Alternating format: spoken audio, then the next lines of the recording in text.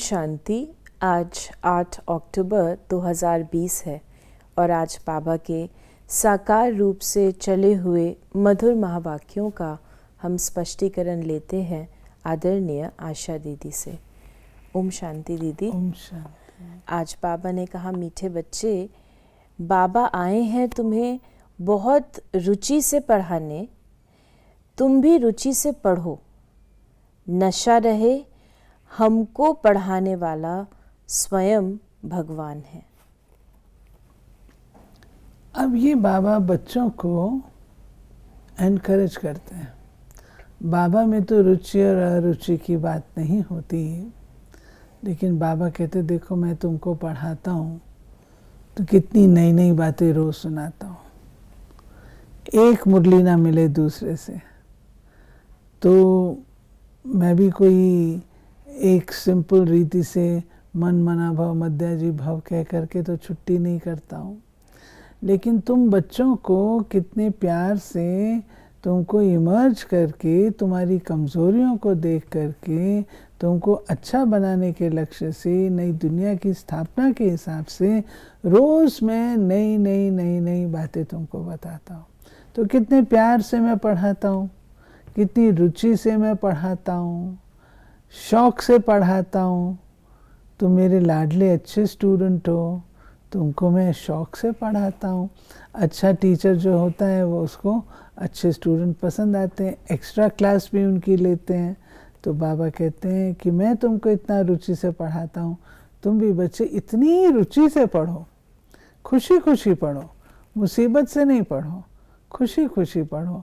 आज बाबा ने नई बात कौन सी बताई, आज बाबा ने नई बात कौन सी बताई, आज बाबा ने इसके लिए क्या कहा। तो जब हम ऐसा कहें, हमारी सारी पढ़ाई जो है ये हमारा खेल भी है। बाबा सिखाते थे कि मुरली जो चलती है ना, इसको 4 खानों में बांटो, ज्ञान, योग, धारणा, सेवा। बाबा ने आज ज्ञान के कौन से पॉइंट सुनाए, योग के कौन कौन से सुनाए, धारणा, तो मुरली उससे पूरे अटेंशन से हम सुनते हैं। उसको बाबा कहते रुचि से पढ़ो। प्रश्न है, तुम ब्रह्मा कुमार कुमारियों का उद्देश्य व शुद्ध भावना कौन सी है? तुम्हारा उद्देश्य है कल्प 5000 वर्ष पहले की तरह फिर से श्रीमत पर विश्व में सुख और शांति का राज्य स्थापन करना।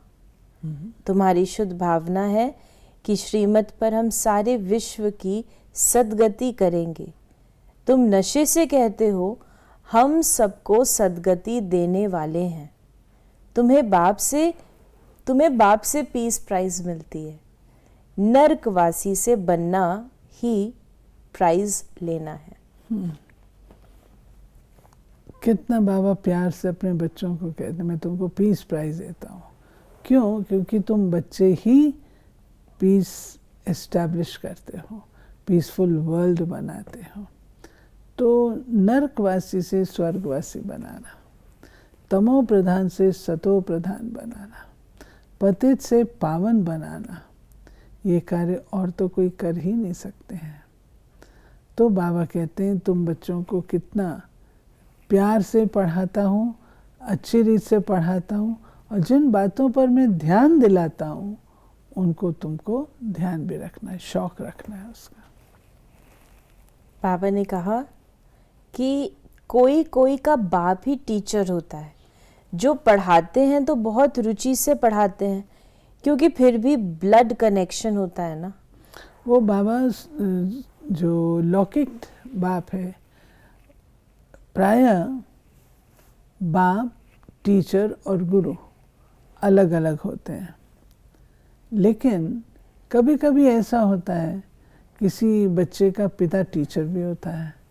तो जब पिता टीचर के रूप से बच्चे को पढ़ाते हैं तो बाबा कहते कितना रुचि से पढ़ाते हैं। तो हमारा तो बाबा बाप, टीचर, सदगुरु तीनों है, तो हमको कितने प्यार से पढ़ाते हैं। अपना समझकर बहुत रुचि से पढ़ाते हैं। ये बाप तुम्हें कितना रुचि से पढ़ाते होंगे तो बच्चों को भी कितना रुचि से पढ़ना चाहिए।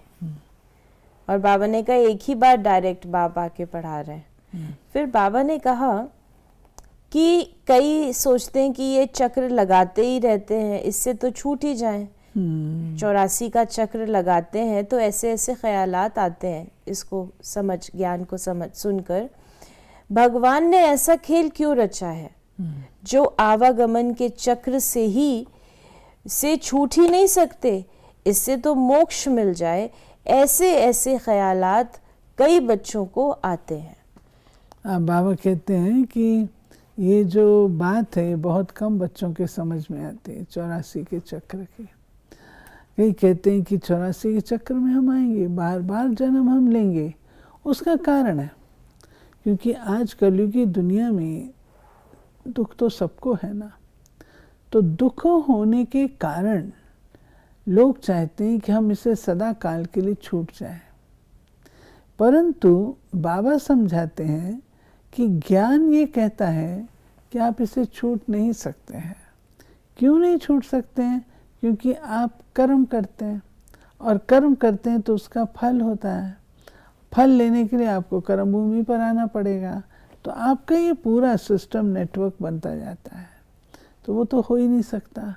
हाँ, आपका जन्म अच्छा हो, अच्छी क्वालिटी का हो, वो हो सकता है।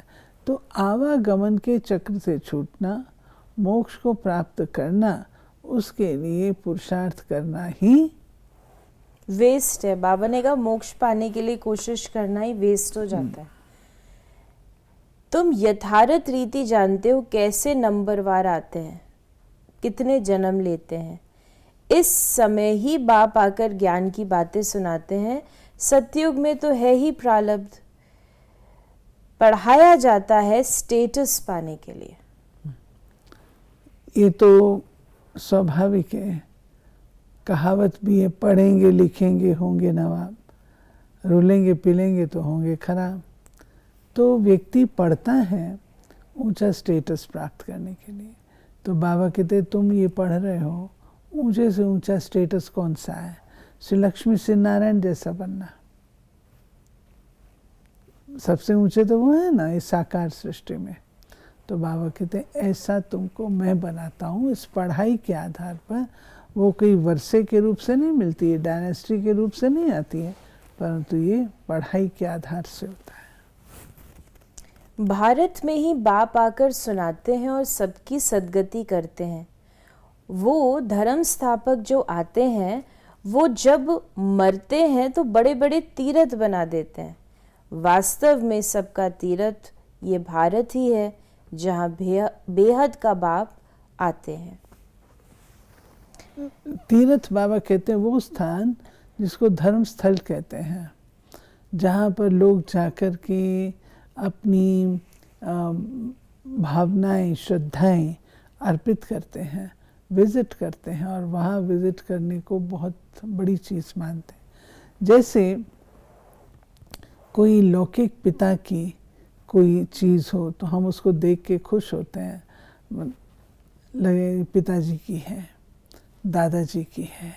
ऐसे ही जो देवताएं होकर के गए और जो परमात्मा ने आके कार्य किया, तो उसकी जो पहचान है वो बाबा कहते हैं कोई ना कोई मंदिर आदि होते हैं जिसको तीर्थ स्थल कह दिया जाता है। वहाँ लोग जा कर के अपने आप को धन्य समझते हैं। बाबा ने कहा कि ये बाप चला जाएगा तो इनका क्रियाकर्म सेरेमनी आदि कुछ भी नहीं करना होगा। यानी शिव बाबा की बात। शिव बाबा आधा कल्प है भक्ति, फिर आधा कल्प के बाद बाप आकर ज्ञान का वर्षा देते हैं। ज्ञान कोई वहाँ साथ नहीं चलता, वहाँ बाप को याद करने की दरकार ही नहीं रहती, मुक्ति में है। दुख की फरियाद वहाँ होती ही नहीं।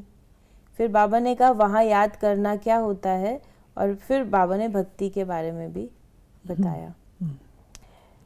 आगे बाबा ने कहा कि आत्मा जाकर अपने घर विश्राम पाएगी, समझाने में बड़ा सहज है। बाप कहते हैं मैं आता ही तब हूँ जब नई दुनिया की स्थापना कर पुरानी का विनाश करना होता है।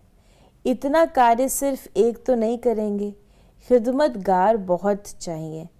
इस समय तुम बाप के खिदमतगार बच्चे बने हो। बाबा कहते हैं कि मैं जब आता हूँ तो मैं अकेला कार्य नहीं करता हूँ, परंतु बाबा के साथ हम बच्चे मददगार बनते हैं। तो बाबा कहते तुम सच्ची सच्ची भारत की खिदमत करते हो, अर्थात सच्चा सच्चा भारत को सहयोग देते हो, उसकी सेवा करते हो। वो सेवा करने की समझ भी बाबा देता है। आमतौर पर तो लोग थोड़ा बहुत कोई रोटी कपड़ा मकान के रूप से, स्वास्थ्य के रूप से, शिक्षा के रूप से कुछ ना कुछ सेवा करते हैं, लेकिन बाबा कहते हैं वो भी कब तक, टेम्परेरी होती है। लेकिन तुम सच्ची सेवा करते हो, खिदमत करते हो, जो सृष्टि को ही बदल देते हो, दुखों से छुड़ा के सुखों की दुनिया में ले आते हो। तो बाबा ने इसको भी कहा है, जो विश्व का कल्याण है तो कितना रुचि से करना चाहिए। बाबा कितनी रुचि से सर्व की सद्गति करते हैं। तुम सच्ची सच्ची सेवा करते हो, परंतु गुप्त। आत्मा करती है शरीर के द्वारा। बहुत पूछते हैं बीके का उद्देश्य क्या है। बोलो, बीके का उद्देश्य है विश्व में सत्युगी सुख शांति का स्वराज स्थापन करना। और फिर बाबा ने कहा कि सच्ची सच्ची पीस प्राइज तो अभी हम बाप से ले रहे हैं, विश्व की बादशाही। कहते हैं ना, भारत हमारा ऊंच देश है, कितनी महिमा करते हैं।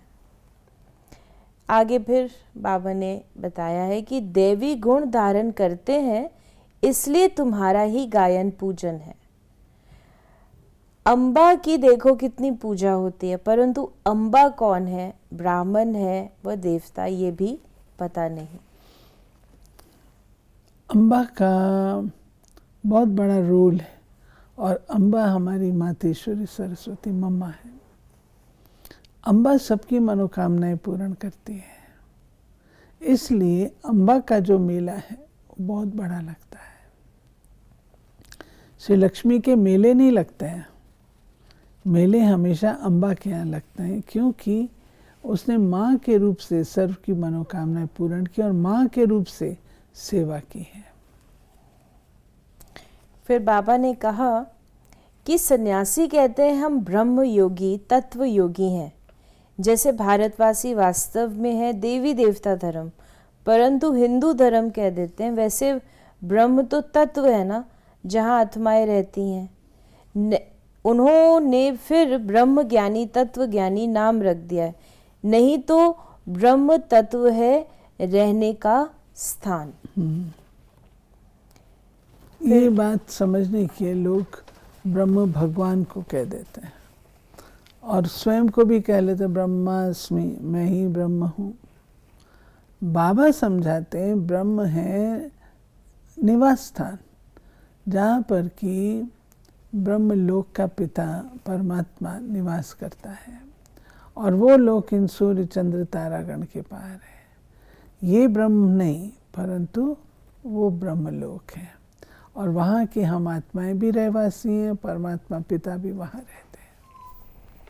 बाबा ने कहा कि अभी तुम बच्चों की बुद्धि में है, इतने सब धर्म कैसे आते हैं, फिर आत्माएं कैसे अपने अपने सेक्शन में जाकर रहती हैं, ये सब ड्रामा में नूंद है। ये भी बच्चे जानते हैं दिव्य दृष्टि दाता एक ही बाप है।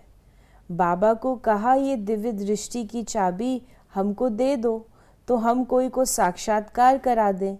बोला नहीं, ये चाबी किसको मिल नहीं सकती। यानी ब्रह्मा बाबा ने बोला ये जो है साक्षात्कार की बात, तो ये बाबा कहते हैं मैं तुमको सब कुछ देता हूँ, सिर्फ ये चाबी नहीं देता हूँ, सब कुछ देता हूँ। बच्चे जो चीज़ नहीं मिलती ना उसी के लिए कहते हैं कि हमको चाबी दे दो। तो बाबा कहते हैं ये चाबी तो मैं नहीं दूंगा, क्योंकि ये चाबी दे दूं तो तुम बिल्कुल ही भूल जाओगे मेरे को, इसलिए चाबी मैं अपने पास ही रखता हूँ। और ये हर आत्मा का अपना पार्ट होता है। यज्ञ में शुरू में गुलजार दादी सुनाते हैं, एक भाई था, वो कहता मैं अपनी सारी संपत्ति सब कुछ समर्पण करूँगा, सिर्फ मुझे साक्षात्कार करा दो। तो बाबा ने कहा वो काम मैं कर नहीं सकता, मेरे हाथ में ही नहीं है। जो काम मेरे हाथ में नहीं वो तो मैं नहीं कर सकता। तुम संपत्ति दो ना दो वो अलग चीज़ है, लेकिन ये काम मैं कर नहीं सकता। ये कार्य तो शिव बाबा का है, जो ही बच्चों की बुद्धि को खींचते हैं। फिर बाबा ने कहा, विनाश भी देखा फिर राजाई का भी देखा, तब निश्चय बैठा। ओहो, बाबा साक्षात्कार अनुभव बता रहे हैं। फिर बाबा ने कहा कि लास्ट में कि बाबा की मैं तो विश्व का मालिक बनता हूँ, बाबा की प्रवेशता हो गई, बस बाबा ये सब आप ले लो, हमको तो विश्व की बादशाही चाहिए। तुम भी ये सौदा करने आए हो ना। जो ज्ञान उठाते हैं उनकी फिर भक्ति छूट जाती है, क्योंकि उनको समझ आ जाती है ना कि हम किसकी भक्ति कर रहे हैं। हमने अपने ही मंदिर बनाए हैं और अब हम उसकी पूजा करें तो ये कैसा लगेगा। कोई व्यक्ति अपनी फ़ोटो कोई तिलक दे, अपनी फ़ोटो कोई माला पहनाए तो उसको कैसा लगेगा। वही चीज़ है। तो एक बार जब समझ आ जाती है फिर हम भक्ति नहीं कर पाते हैं।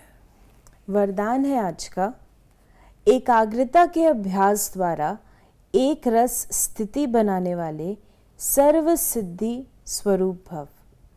जहाँ एकाग्रता है वहाँ स्वतः एक रस स्थिति है। एकाग्रता से संकल्प, बोल और कर्म का व्यर्थपन समाप्त हो जाता है और समर्थपन आ जाता है। एकाग्रता अर्थात एक ही श्रेष्ठ संकल्प में स्थित रहना।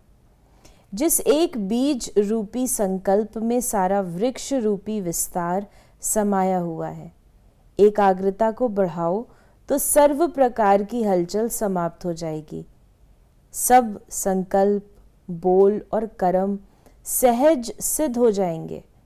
इसके लिए एकांतवासी बनो। सिद्धि स्वरूप बनना है तो तपस्या करनी है। सिद्धि स्वरूप बनना है तो शुद्धता रखनी है। सिद्धि स्वरूप बनना है तो हमको एकांतवास करना, जो बाबा ने कहा। कोई भी संकल्प सिद्ध हो उसके लिए बहुत बहुत मन की निर्मलता, पवित्रता और कल्याणकारी भाव वो चाहिए होता है। और सिद्धि स्वरूप हम बने हैं, पहले भी बने थे, अब भी, और उसका अनुभव हम कर सकते हैं, अभी भी कर सकते हैं। आप अगर अच्छे संकल्प करते हैं, आपने देखा होगा जिनमें आपका स्वार्थ नहीं होता, अपनी ममता नहीं होती, निस्वार्थ भाव के होते हैं। आप संकल्प करते हैं और वो पूरे होते हैं। तो ये बाबा हमको अनुभव कराता है कि बच्चे, अगर तुम्हारी ये बात पूरी हो सकती है तो तुम बड़े करो तो वो भी तो हो सकते हैं ना।